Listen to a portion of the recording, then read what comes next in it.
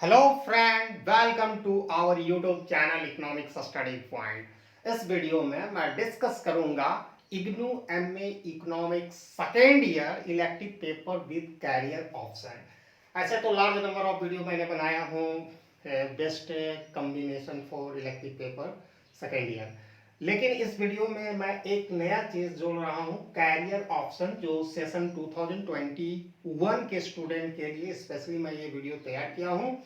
और अभी जैसा कि री रजिस्ट्रेशन चल रहा होगा, बहुत लोगों के मन में कंफ्यूजन होगा, डाउट क्रिएट हो रहा है कौन सा पेपर हम इलेक्टिव रखें ताकि ज़्यादा हम अपना यूटिलिटी को मैक्सिमाइज करें आफ्टर मास्टर डिग्री। तो वीडियो को शुरू करने से पहले आप लोगों से हमारा काइंडली रिक्वेस्ट है, अगर आप हमारे चैनल में पहली बार आए हैं तो प्लीज सब्सक्राइब करें और प्रेस करें bell icon for all notification, ताकि हमारे लेटेस्ट वीडियो का अप टू डेट आप तक आसानी से पहुंच सके। जैसा कि हम लोग जानते हैं कि इग्नू में 2 ईयर होता है, 2 एकेडमिक ईयर होता है। फर्स्ट ईयर में 5 पेपर होती है और सेकेंड ईयर में 6 पेपर होती है। टोटल 66 क्रेडिट कंप्लीट करनी होती है। तो 9 पेपर इंक्लूडिंग फर्स्ट ईयर और सेकेंड ईयर में कंपल्सरी पेपर होती है। There are 5 paper in first year और there are 4 paper in second year compulsory. यहाँ मैं सिर्फ इलेक्टिव पेपर का मैं डिस्कस करूंगा। तो जैसा कि इग्नू हमें ऑफर करता है 7 इलेक्टिव पेपर, जिसमें आपको केवल 12 क्रेडिट ही चूज करनी है। 2 पेपर को चूज करना है, दोनों का क्रेडिट होना चाहिए, सम अप 12 होना चाहिए। तो पहला पेपर है MECE1 इकोनोमेट्रिक मेथड, जिसका क्रेडिट 6 है। ये एक बहुत ही पॉपुलर एक इलेक्टिव पेपर है। इकोनोमेट्रिक का बहुत ज़्यादा कैरियर ऑप्शन है। आप एक सप्लीमेंट कोर्स इसके अतिरिक्त भी करते हैं, इन एडिशन टू दिस। तो आपको इसमें इकोनोमेट्रिशियन के रूप में आप कैरियर अपना क्रिएट कर सकते हैं। इसके अतिरिक्त आपको रिसर्च करोगे, पीएचडी करोगे, तो वहाँ पर आपको बहुत सारा हेल्प करेगा। इकोनोमेट्री का बहुत सारे रूल्स अप्लाई होता है। बेसिकली ये स्टैटिस्टिक्स एंड मैथमेटिकल इकोनॉमिक्स का कम्बिनेशन है। इसके अतिरिक्त आप अगर रिसर्च करना चाहते हो एज ए रिसर्चर, और अगर किसी यूनिवर्सिटी वगैरह में पढ़ने जाओगे, तो वहाँ पर भी इकोनोमेट्रिक मेथड से आपका स्पेशलाइजेशन है, तो वहाँ भी आपको ऑफर दिया जाएगा। और इसके अतिरिक्त आप इसमें जब कोई सप्लीमेंट्री कोर्स करते हो, डिप्लोमा या मास्टर डिग्री कोर्स, तो वहाँ पर भी आपको एज ए इकोनोमेट्रिशियन के जॉब मिलेगा। एक्चुअली ये क्या होता है कि इसमें इकोनॉमिक्स वेरिएबल को मापा जाता है। एक्चुअली इकोनॉमिक्स का सारा रूल को टेस्ट इसी से किया जाता है। तो इसमें बेटर कैरियर है as a teacher, as college teacher हो गया, जहाँ पर आपको बहुत सारे जॉब वगैरह मिलेंगे। प्लस किसी कंपनी भी, कॉर्पोरेट का भी हायर कर सकता है जहाँ उनको जरूरत होगा इकोनोमेट्रिशियन का। दूसरा पेपर है MECE3 actual economics theory and practice. इसका भी क्रेडिट 6 है। ठीक है। तो एक्चुअली जो एक्चुअल इकोनॉमिक्स है, इंश्योरेंस सेक्टर का है। इसमें आप कोई सप्लीमेंट्री कोर्स करोगे, जैसे इग्नू से फुल टाइम कोर्स करवाया जाता है एक्चुअल इकोनॉमिक्स में MSc का, तब इसका बेनिफिट होगा। ठीक है।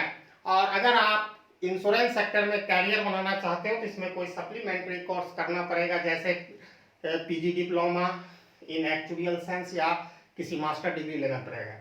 उसके बाद है MECE4 financial institution and market, जिसका भी क्रेडिट 6 है। ठीक है। तो ये एक्चुअली ये फाइनेंशियल इंस्टीट्यूशन एंड मार्केट आप अगर रखोगे, तो सबसे बड़ा बेनिफिट इसका होगा कि इकोनोमेट्री और फाइनेंशियल इंस्टीट्यूशन एंड मार्केट उन लोगों के लिए भी बहुत ही बेनिफिशियल होगा जिनका प्लान फ्यूचर में UGC नेट फॉर GRF, ठीक है, या लेक्चररशिप के लिए। दूसरी बात है कि आप इंडियन इकोनॉमिक सर्विस में जाना चाहते हो, तो ये दोनों पेपर का सिलेबस मैच करेगा आपको। सॉरी, 1 और 3, यानी actual financial institution and market and econometry का, ये दोनों का सिलेबस आपको UGC NET, Indian economic service और बहुत सारे सर्विस, ये भी UPSC का भी सिलेबस, जब आप एक economics as a optional paper choose करोगे। ठीक है। लेकिन एक्चुअल इकोनॉमिक्स का नहीं मिलेगा। जब आप इंश्योरेंस सेक्टर में अपना कैरियर बनाओगे, तभी इस पेपर का आपको यूजफुल होगा। तो मैं सोचता हूं, अगर मैथमेटिकल बैकग्राउंड का स्टूडेंट है, एक और थर्ड, एक 1 और 4 जो जो इसमें नंबर में 1 और 3 जिसके में कह सकते हैं econometric and financial institution and market is the ideal condition for career prospect.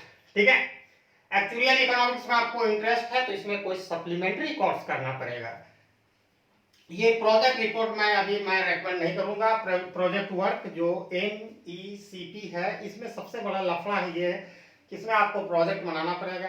ठीक है, तो गाइड वगैरह चूज करना पड़ेगा। ये इसमें आपका अगर रिसोर्सेस लिमिटेड है तो आप इसको चूज कभी मत करना, क्योंकि इसमें काफी ज्यादा इन्वेस्टमेंट की जरूरत होती है। और जब आप PhD करोगे, एज ए कैरियर बनाओगे, PhD करोगे, तो वहां पर तो ये काम करना ही पड़ेगा, प्लेंटी ऑफ वर्क। इसलिए मैं इसको रेकमेंड नहीं करता हूं, और इसका कोई आगे यूज तभी है जब आप PhD करोगे। ठीक है, उसके बाद जो 5, 6, 7 है, यह एक मॉडर्न सब्जेक्ट है, इमर्ज हो रहा है बहुत तेजी से, और इसका कैरियर प्रोस्पेक्ट नेशनल लेवल से इंटरनेशनल लेवल तक है, लोकल से नेशनल लेवल तक है। पहला कोर्स है MWG11 जो women in the economics, 8 credit है। ठीक है, ये 8 क्रेडिट का है।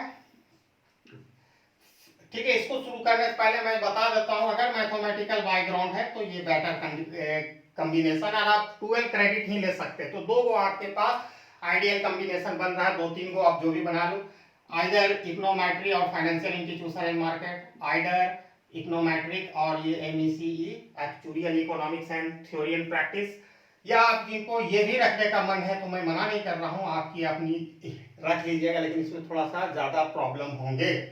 इकोनोमेट्रिक साथ भी इसको बना सकते हैं, क्योंकि सब 6-6 क्रेडिट का है, 12 क्रेडिट से ज्यादा नहीं, या आप 1, 2, 3 सबके साथ इसका कॉम्बिनेशन बना सकते हैं, या जैसा भी आपको 2 गो चूज करना है, दोनों का क्रेडिट 12 होनी चाहिए।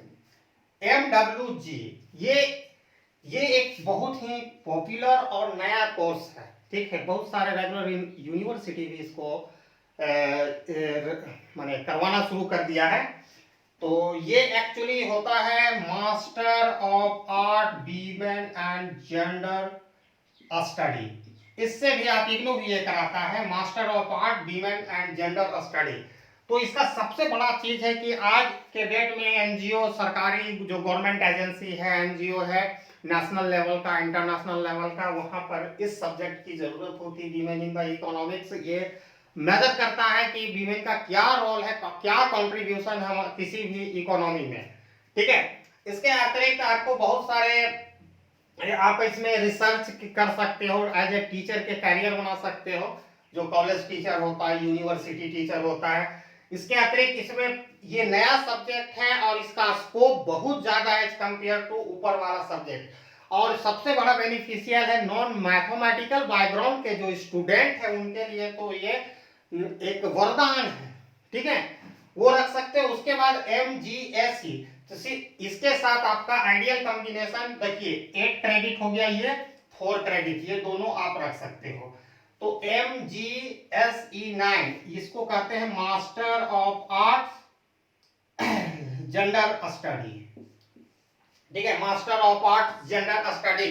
आपको ये दोनों का सिलेक्शन करके अगर आप 2 मास्टर डिग्री आफ्टर MA करोगे इकोनॉमिक्स से, तो यहाँ पर आपका कैरियर प्रोस्पेक्ट दोनों में एक ही है। आप इसमें भी नेशनल इंटरनेशनल लेवल के एनजीओ, गवर्नमेंट एजेंसी के साथ भी काम मिलता है, बहुत सारे चीज में आपको जरूरत है। इवन आप तो कारपोरेट में भी ये दोनों को काम मिलेगा अगर आप, लेकिन इसके साथ सप्लीमेंट्री कोर्स करना पड़ेगा। अगर इकोनॉमिक्स के साथ आपका ये दोनों पेपर में स्पेशलाइजेशन है तो कारपोरेट में भी जरूरत होती है, तो वहां भी आप जा सकते हो। गवर्नमेंट एजेंसी भी बहुत सारे गवर्नमेंट का, स्टेट गवर्नमेंट, सेंट्रल गवर्नमेंट का जॉब अपॉर्चुनिटी आती है, ओपनिंग आती है, जिसमें स्पेशलाइजेशन अब मांगा जा रहा है ये दोनों पेपर का। इवन बैंक, कॉर्पोरेट सेक्टर, वहां भी आपको लाभ हो सकता है अगर आप ये कर लोगे MA WGS या MEGD, तो आपका कैरियर प्रोस्पेक्ट बहुत खुल जाता है, ओपन हो जाता है। उसके बाद फाइनल पेपर 7 है MDSE 46 development issue and prospective, 8 credit का है।